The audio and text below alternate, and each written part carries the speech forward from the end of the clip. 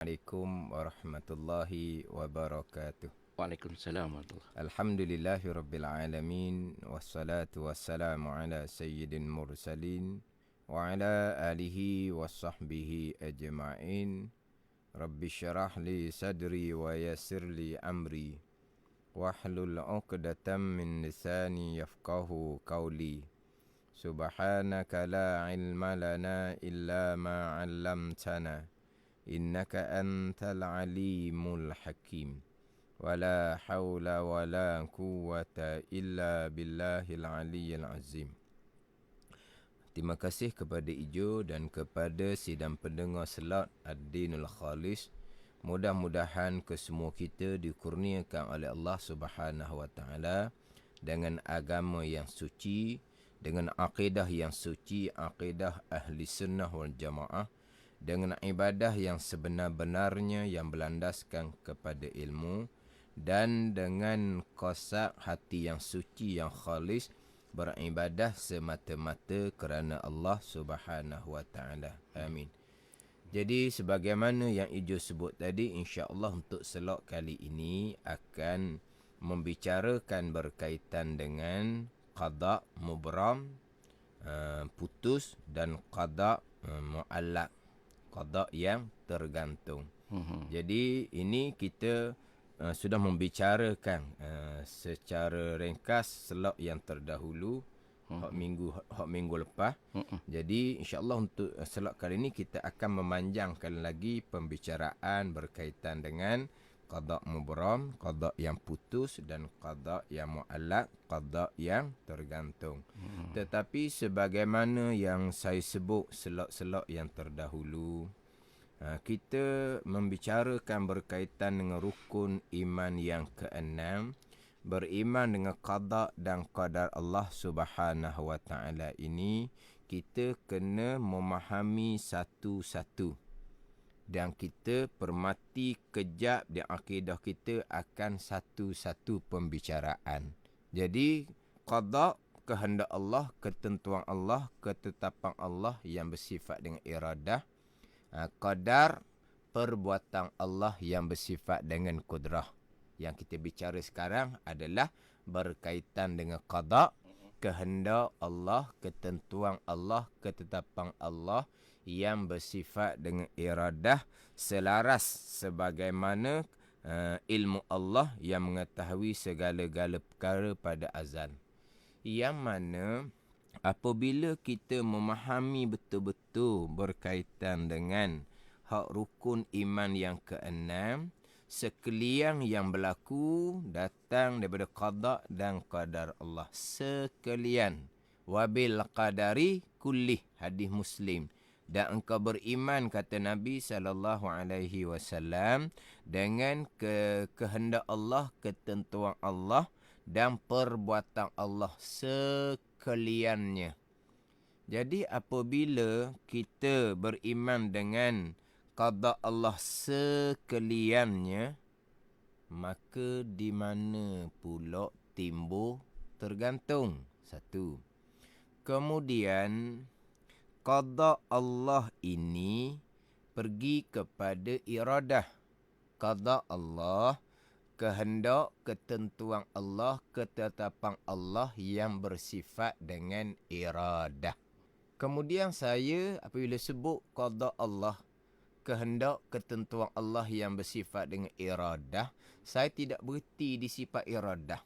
Saya sambung pula kehendak Allah, ketentuan Allah yang bersifat dengan iradah sebagaimana ilmu Allah yang mengetahui segala-gala perkara pada azal. Dia qada ini adalah iradah. Tetapi saya akan sambung dengan apa yang Allah Ta'ala kehendak, apa yang Allah Ta'ala tentukan pada azali sedia kala, Allah yang bersifat iradah, apa yang Tuhan kehendak sebagaimana apa yang Tuhan mengetahui. Tuhan yang bersifat ilmu yang mengetahui segala-gala perkara pada sedia kala azal. Jadi bila cerita bab qada terus pergi kepada ilmu. Yang mana kalau kita mati molek sini, di mana pula Di mana pula ada qada Allah yang berubah. Jadi kita kata kena satu-satu. Yang mana sebagaimana saya sebut dah selok-selok yang terdahulu berkaitan dengan macam mana kaedah sifat 20. Menyusung sifat Allah. Yang mana sifat Allah Ta'ala ini dia tidak ada dahulu kemudian. Sebab sifat Allah qadim belaka. Sedia kala belaka. Jadi sifat yang pertama, kedua, ketiga tu susung itu hanya tanpa disusung macam mana kita nak menyebut. Bukan kata 20 sifat. Dua sifat pun tanpa menyusun kita boleh sebut tak? Antara wujud dengan kidam. Boleh sebut tak kalau tanpa susung? Bubuh serentak. Boleh sebut? Tak boleh. Tak boleh sebab itulah. Susun. Wujud, kidam. Sebab apa susung? Sifat Allah bersusung. Tidak. Sifat Allah qadim belaka, tidak bersusung. Tapi ulama susung kenapa? Tanpa menyusun, kita tidak dapat menyebut. Jadi ulama susun pula ada hikmah dia. Yang saya tekan dah terdahulunya daripada wahdaniyah, kudrah, iradah, ilmu. Daripada wahdaniyah, kudrah, iradah, ilmu. Kalau kita betul-betul memahami susunan ini, kejaklah kitanya hak rukun iman yang keenam. Jadi Allah Subhanahu Wa Taala yang bersifat dengan sifat wahdaniyah, keesaan pada zat, keesaan pada sifat, keesaan pada perbuatan. Apa makna keesaan pada perbuatan? Kesemua perbuatan yang berlaku adalah datang daripada perbuatan Allah Subhanahu Wa Taala. Semua yang berlaku adalah perbuatan Allah. Allah mana yang perbuat sekalian perkara. Disusuli sifat yang ketujuh, sifat kudrah. Allah yang bersifat kudrah lah yang melakukan segala-gala perkara. Itu qadar. Kemudian Allah melakukan segala-gala perkara ni. Allah melakukan sebagaimana kehendak Allah, ketentuan Allah pada sedia kala. Sifat yang ke-8, sifat iradah. Kemudian Allah kehendak, Allah menentu sebagaimana ilmu Allah yang mengetahui segala perkara pada sedia kala. Jadi sifat yang ke-8, sifat ilmu. Jadi saya akan bicara berkaitan dengan qada Allah. Memanglah qada Allah ni kehendak, ketentuan Allah yang bersifat dengan ilmu, yang bersifat dengan iradah. Tetapi saya akan sambung kepada sebagaimana mengetahui Allah Subhanahu Wa Taala. Jadi kalau kita kemah molek situ, yang pertama sekalian perkara telah ditentukan oleh Allah pada sedia kala. Apabila sekalian perkara telah ditentukan oleh Allah yang bersifat dengan iradah pada sedia kala, maka nak timbul tergantungnya di mana pula. Sebab Allah Ta'ala telah menentukan segala-galanya. Tidak ada tergantung-tergantung lah. Yang kedua, Allah Ta'ala yang bersifat iradah yang menentukan segala-gala ni sebagaimana ilmu Allah Subhanahu Wa Taala mengetahui segala-gala perkara pada azal. Maka apabila kehendak Allah selaras dengan ilmu Allah, maka berubah macam mana pula ketentuan Allah Subhanahu Wa Taala. Mustahil sama sekali berubah ketentuan Allah Subhanahu Wa Taala, sebab ketentuan Allah yang bersifat dengan iradah sebagaimana selaras dengan ilmu Allah Subhanahu Wa Taala. Pak ni hak kita bicara rukun iman yang keenam. Allah menentukan sedia kala. Sebagaimana Allah mengetahui sedia kala. Allah menentukan sekalian perkara. Allah telah menentukan sekalian perkara. Maknanya sudah tidak ada yang tergantung. Sebab Allah telah menentukan sekalian. Itu rukun iman yang keenam. Bukan kata rukun iman yang keenam Allah menentukan setengah perkara, Allah gantung setengah perkara, barulah ada ketentuan yang tergantung. Tetapi kita berpegang di rukun iman yang keenam, Allah Subhanahu Wa Taala yang bersifat dengan iradah telah menentukan segala-gala perkara pada azal. Maknanya tidak ada yang tergantung. Kemudian Allah menentukan segala-gala ni boleh berubah ke tak? Allah menentukan segala-gala sebagaimana ilmu Allah yang mengetahui segala-gala perkara pada azal. Kalau berubah ketentuan Allah pada azal, di mana kau letak ilmu Allah Subhanahu Wa Taala. Faham tak ni? Yang kita nampak dulu hak rukun iman yang keenam. Ada pun hak berkaitan dengan qada mubra muallaq, kita akan bicara hak catatan di Lauh Mahfuz. Catatan Lauh Mahfuz kita faham. Itu baharu. Sebab Lauh Mahfuz, qalam, malaikah, suhuf malaikah, kita akan bicara nanti. Ini semua adalah makhluk Allah Subhanahu Wa Taala, bererti baharu. Bererti catatan di Lauh Mahfuz baharu. Jadi kita bicara rukun iman adalah ketentuan azali. Sedia kala, bukan baharu. Berarti yang kita bicara rukun iman yang keenam dengan pembicaraan catatan Lauh Mahfuz, pembicaraan lain. Sebab kita bicara rukun iman adalah ketentuan azali. Catatan Lauh Mahfuz adalah baharu, bukan azali. Nanti kita akan bicara hak catatan Lauh Mahfuz. Kita mati pula sekali laginya. Ni sudah berulang kali ni. Biar kita nak faham molek dulu, biar kejap molek dulu hak rukun iman yang keenam. Hak saya ulang-ulang sebut, sekalian perkara telah ditentukan oleh Allah yang bersifat dengan iradah, selaras dengan ilmu. Qada ni iradah, tapi saya tak lupa sebut selaras dengan ilmu. Selaras dengan ilmu. Jadi kalaulah, bukan kata kalaulah berubah ketentuan Allah azali, di mana letak ilmu Allah. Bahkan kalau ada ketentuan azali yang tergantung pun, di mana letak ilmu Allah Subhanahu Wa Taala. Tambahan pula, memanglah rukun iman yang keenam sekalian telah ditentukan oleh Allah yang bersifat dengan iradah pada sedia kala. Sekalian, pasti tidak ada tergantung. Okeylah, sekalian. Berubah, ada tak sekalian ketentuan ni berubah? Kalau berubah, di mana letak ilmu Allah Subhanahu Wa Taala? Ini contoh. Kita balik kepada kita. Kita ni, sebelum kita menetapkan satu-satu perkara, kita ni kena ada ilmu dahulu. Barulah kita boleh boleh menetapkan satu-satu perkara.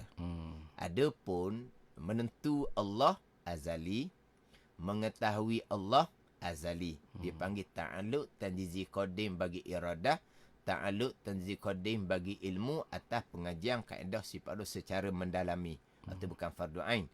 Jadi makna menentu Allah sedia kala, mengetahui Allah sedia kala. Jadi antara menentu dan mengetahui dia tidak ada dahulu kemudian. Tetapi kalau kita nak nampak di pemahaman kita, Allah mengetahui, Allah pun menentu. Jadi cerita di situ macam mengetahui dahulu, barulah Allah menentu. Mengetahui sedia kala, menentu sedia kala juga. Dia tidak ada dahulu kemudian. Cuma untuk faham masalah, Allah mengetahui sedia kala, Allah menentu sedia kala. Tetapi kalau kita mengetahui dengan menentu, memanglah kita mengetahui terlebih dahulu. Barulah kita menentu, menetapkan. Kita tak berani nak menentu, nak menetapkan satu-satu perkara. Kalaulah kita tak ada lagi pengetahuan, maklumat tak cukup, kita tak berani. Ada pengalaman jadi pengetahuan tidak tahu lagi, kita nak menentu, nak menetap. Jadi kita pun tak berani. Kemudian kita pun menentukan, kita pun menetapkan. Sebab pengetahuan ilmunya sudah ada serba sedikit. Yeah. Tetapi dalam keadaan kadang-kadang menetap ni bukan kita seorang. Kadang-kadang mesyuarat. Ramailah. Ya, betul. Pandangan mengikut ilmu, maklumat, pengetahuan masing-masing. Kemudian buat keputusan, menentu dan menetapkan. Tetapi dalam beberapa masalah yang kita bermesyuarat tadi ni, sebahagian sahaja yang kita menetapkan, sebahagian laginya kita belum menentu, belum menetapkan, maknanya belum ada keputusan. Kita akan mesyuarat lain kali pula, barulah kita buat keputusan untuk perkara yang belum kita dapat kata sepakat. Belum dapat buat keputusan. Jadi kenapa ada perkara yang kita tidak dapat menetapkan satu-satu keputusan? Kerana ilmu kita terhad. Kerana ilmu kita terhad.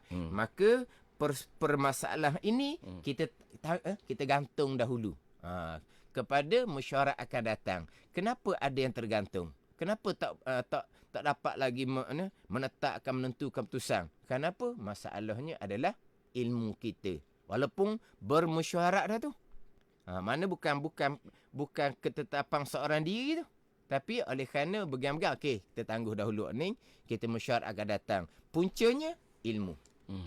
Kemudian yang kita sudah menetap, buat keputusan yang sebulat suara dah kita buat.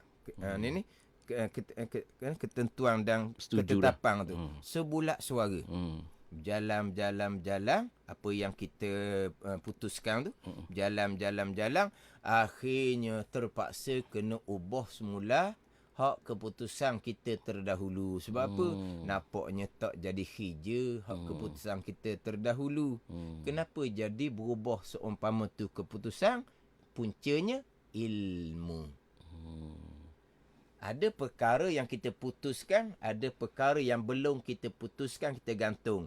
Puncanya ilmu. Perkara yang sudah kita putuskan pun, akhirnya terpaksa kita mesyuarat kembali, kita buat keputusan baru. Kenapa diubah keputusan yang terdahulu?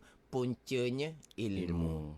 Jadi kalau kita balik kepada ketentuan Allah yang selaras dengan ilmu Allah, mana ada tergantung lagi? Kalau tergantung, ilmu Allah duduk di mana? Kemudian ketentuan Allah, ketetapan Allah ni sekalian dah. Tidak ada tergantung.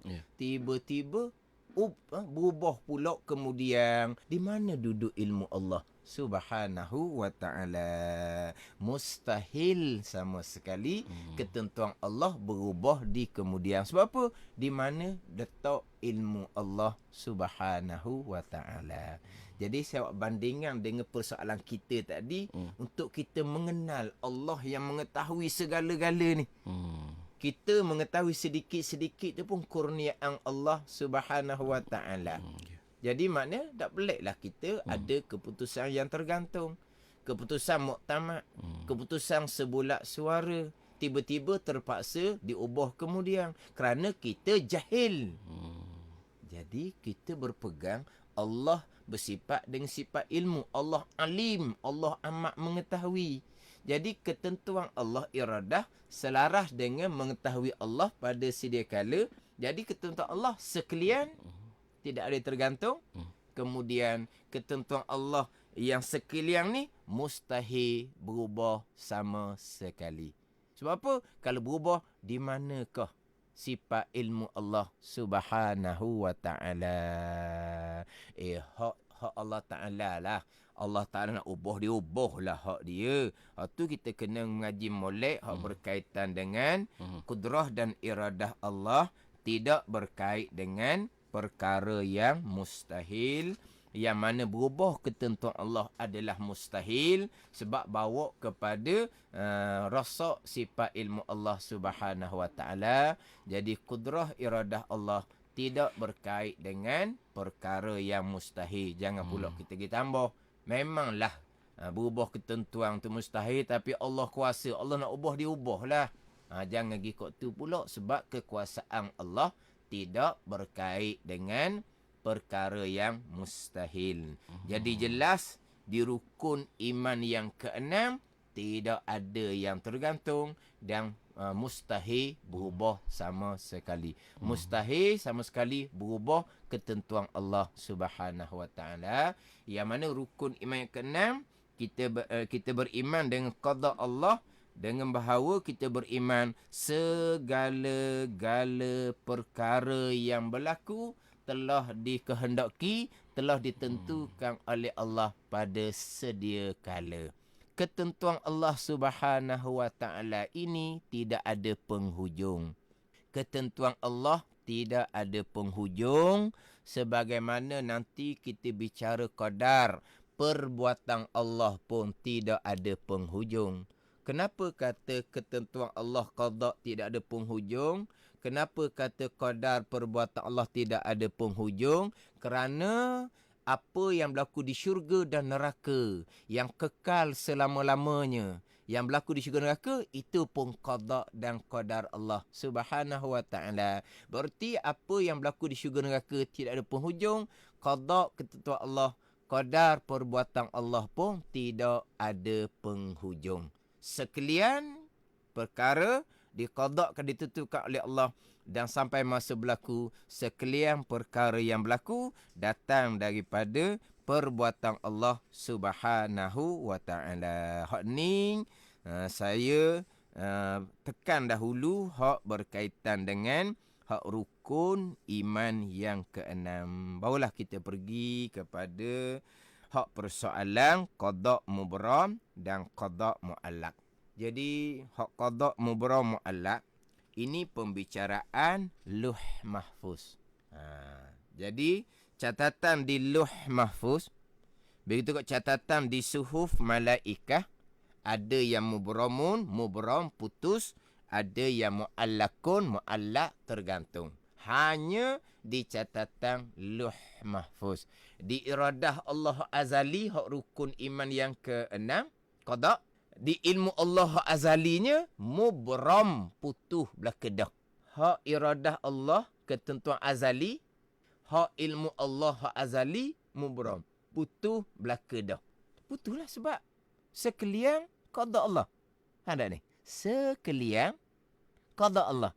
Sekalian perkara telah dikehendaki, telah ditentukan oleh Allah yang bersifat iradah pada sedia kala, ketentuan azali. Jadi hak azali tu sekalian putuh, mubram, tidak ada yang muallak. Allah mengetahui segala-gala pada azal, mubram, putuh dah, tidak ada hak muallak, tidak ada yang tergantung. Barulah pergi kepada hak Lauh Mahfuz. Di Lauh Mahfuz ni ada yang catatan mubram, ada yang catatan muallak. Lauh Mahfuz catatannya adalah baharu. Jadi apa yang tercatat di Lauh Mahfuz, kemudian malaikat pula, malaikat katib, malaikat katib, kiraman katibin. Kiraman katibin, malaikat yang mulia yang mencatatkan. Dia malaikat kiraman katibin yang mencatat ni. Kita hak biasa kenalnya malaikat yang mencatat ni, malaikat yang catat amalan lah. Malaikat yang catat amalan kebaikan, malaikat yang catat amalan kejahatan seseorang di dunia, itu malaikat katib juga tu, malaikat yang mencatat. Dia ada 3 malaikat yang mencatat. Katibnya 3. Satunya yang mencatat amalan baik jahat seseorang hamba di dunia. Malaikat katib yang keduanya, malaikat yang catat daripada Lauh Mahfuz akan pada suhuf malaikah. Catatan malaikah dipanggil. Catatan malaikah yang diserahkan dengan tugas memerintah pada alam tiap-tiap tahun. Jadi di suhuf malaikat ni, malaikat catat daripada Lauh Mahfuz, catat di suhuf malaikah apa yang akan dilakukan pada segala kejadian Allah ni tiap-tiap tahun. Jadi sebagian di Lauh Mahfuz, begitu juga di suhuf malaikah, catatan malaikah, ada yang mubram, ada yang muallak. Yang mubram satu jalan sama dengan hak azali. Qada azali yang mubram. Pergi pula kepada yang mu'allaq. Yang tergantung kemudian berubah.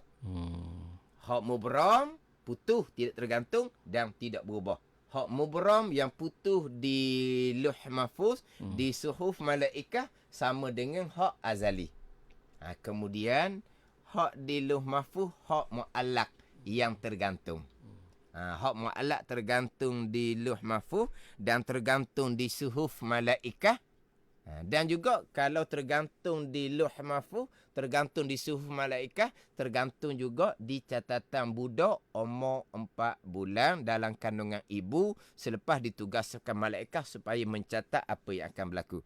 Jadi sekarang ni kita pergi kepada hak tergantung di Lauh Mahfuz, di suhuf malaikah. Jadi sampai masa yang tergantung tu berlakulah satu jalan. Kemudian yang satu jalan yang berlaku ni lah yang selaras dengan hak ketentuan azali, hak mubram, hak di ilmu Allah, hak mubram, hak putus. Yang mana hak ketentuan azali, ilmu Allah azali, hanya Allah yang mengetahui. Malaikah pun tidak mengetahui. Adapun di Lauh Mahfuz, di suhuf malaikah, malaikah mengetahui. Adapun hak azali, ketentuan azali iradah Allah, hanya Allah yang mengetahui. Jadi di suhuf malaikah tadi ni ada yang tergantung. Contoh, ni contoh. Perkaranya perkara yang gaib belaka. Ni contoh. Contohnya, kalau hubung silaturrahim, maka umurnya ditambah. Sebab ada hadis yang menceritakan hubung silaturrahim umurnya akan bertambah. Ulama berkhilaf, ulama berkhilaf, bertambah di situ, bertambah kebaikan, barakah umur yang ada, ataupun bertambah umur tu sendiri. Ataupun bertambah umur tu sendiri. Hubung silaturrahim, ditambahkan umur. Ada setengah pendengar mengatakan umurnya sama. Yang tambahnya adalah kebaikan dalam umur dia, keberkatan dalam umur dia. Ada setengah pandang mengatakan tambah umur tu, umur bertambah lah. 60 jadi 61. Ni contoh ni. 60 jadi 61 bila dia hubung silaturrahim. Mana kalau tak hubung silaturrahim umurnya 60. Kalau hubung silaturrahim umurnya 61. Anda panggil apa ni? Tergantung. Tergantung. Ni tergantung di Lauh Mahfuz dan juga suhuf malaikah, catatan malaikah.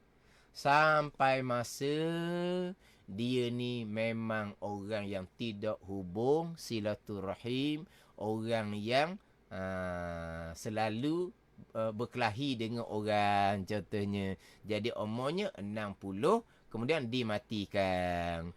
Jadi hak dia tidak hubung silaturrahim, dia banyak berkelahi dengan orang, umurnya 60, itulah hak azali. Sebaliknya, kalau dia hubung silaturrahim, umur 60 jadi 61 ke 62 ke, ini kita buat contoh ni, ini perkara gaib. Jadi tambah 61 ke 62 ke, hak dia hubung silaturahim, umurnya 61, 62, selaras dengan hak azali. Yang azali hanya Allah yang mengetahui. Maknanya, hak hakiki di iradah ilmu Allah azalinya, mubram, putus. Memanglah.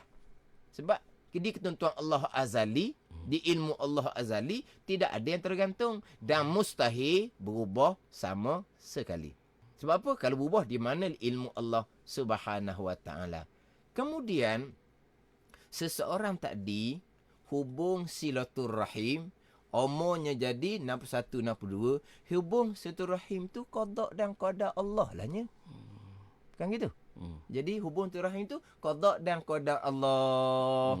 Umurnya 61 contohnya. Itulah hak azali. Maknanya tergantung dan berubah hanya zahir pada catatan Luh Mahfuz dan suhuf malaikah.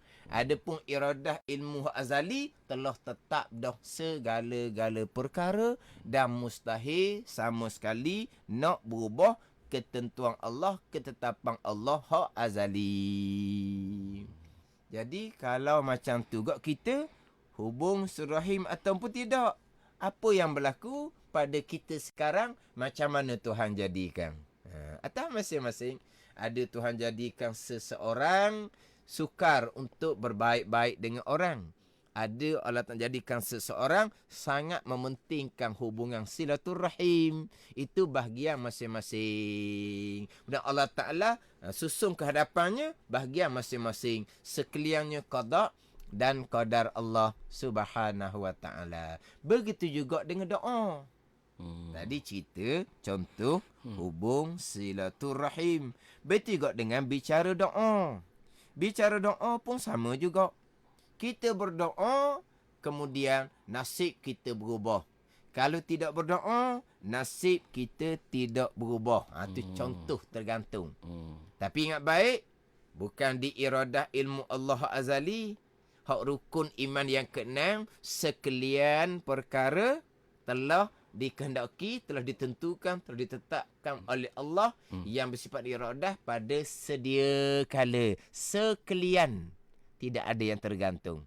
Kemudian sekalian tadi pula, ketentuan Allah selaras dengan ilmu Allah, maka mustahil sama sekali berubah. Tambah pula nak berubah dengan apa? Nak berubah dengan kerana kita hubung silaturahim. Nak berubah kerana kita berdoa, kita hubung silaturahim, kita berdoa. Itulah dia qada dan qadar Allah Subhanahu Wa Ta'ala. Jadi nak berubahnya kot mana?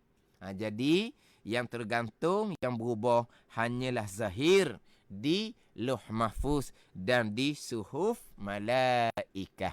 Jadi dia pun berdoa. Ini contoh lagi, contoh tambahan. Jadi contoh tambahannya, kalau berdoa ada bahagian. Kalau berdoa ada bahagian. Kalau tidak berdoa tidak ada bahagian. Ini contoh. Tergantung di Luh Mahfuz, di suhuf malaikah. Dia pun berdoa. Jadi berubahlah nasib dia, ada bahagian. Jadi berdoa dia, nasib dia terubah kemudian itu selarah dengan hak azali. Di iradah ilmu Allah, hak mubrang, hak putuh dah. Sebab berdoa dia pun qada dan qadar Allah. Berdoa dia pun di tempat yang mustajab, qada dan qadar Allah. Berdoa dia di waktu yang mustajab, qada dan qadar Allah. Dia berdoa cukup syarat, makan halal, pakai halal, pun qada dan qadar Allah Subhanahu Wa Ta'ala. Jadi hak didapat bahagian daripada doa tu pun qada dan qadar Allah, sebagaimana hak rukun iman yang keenam, ketentuan azali yang selaras dengan ilmu Allah Subhanahu Wa Ta'ala. Ataupun sampai masa dia memang jenis tidak berdoa, jenis malah daripada berdoa, orang sombong, dia tidak ada bahagian. Bila berlaku seumpama tu, maka itulah hak selaras dengan hak azali. Jadi kira-kira balik kepada hak rukun iman yang keenam, tidak ada yang tergantung, mubrang, putuh belaka dah. Sekalian ketentuan Allah yang putuh, mustahil berubah sama sekali. Yang ada tergantung adalah di catatan Luh Mahfuz dan juga di suhuf malaikah, sebagaimana yang disebut dalam surah Ar-Ra'd ayat yang 39, yamhullahu ma yasha wa yusbit wa indahu umul kitab. Memadam oleh Allah Ta'ala akan barang yang ia kehendak, dan menetap oleh Allah akan barang yang ia kehendak, dan di sisa ada ummul kitab. Ummul kitab setengah pandang mengatakan ilmu Allah Subhanahu Wa Ta'ala, setengah ulama mentafsirkan Luh Mahfuz. Jadi maknanya di sisi Allah, ilmu Allah tetap dah apa yang akan berlaku, tetapi di Luh Mahfuz, di suhuf malaikah ada yang tergantung. Tergantung hanya di Luh Mahfuz, di suhuf malaikah, bukan kata hak di iradah Allah hak azali, rukun iman yang keenam, dan ilmu Allah hak azali. Waktu kata kena faham molek hak di rukun iman yang keenam. Jangan pula kita ni jadi seolah-olahnya kita berdoa. Tuhan sudah berjanji, Udu'uni astajib lakum. Minta oleh kamu akan daku, nescaya aku akan perkenan. Janji Allah tu, nescaya aku akan perkenan. Allah Ta'ala berfirman pula, innallaha la yukhliful mi'ad. Sesungguhnya Allah Ta'ala tidak menyalahi janji. Jadi apabila kita berdoa, Allah pun perkenan. Kita berdoa itulah qada dan qadar Allah. Allah perkenan, itulah hak ketetapan Allah Subhanahu wa ta'ala. Jangan kita ingat kita ni dengan mak ayah. Mak ayah, kita minta, tak boleh. Kita minta, lama-lama bosan. Ambil lah munak kau. Jadi Allah Ta'ala ni macam mak ayah kita ke? Bukan. Kita berdoa tu pun qada dan qadar Allah dah. Yang kita diperkenankan itulah qada dan qadar Allah dah. Jadi Tuhan perkenan adalah dengan kurniaan Allah Subhanahu wa ta'ala. Diri doa pun qada dan qadar. Kemudian dah macam mana kita berdoa ataupun tidak, hubung satu rahim atau itu syariah.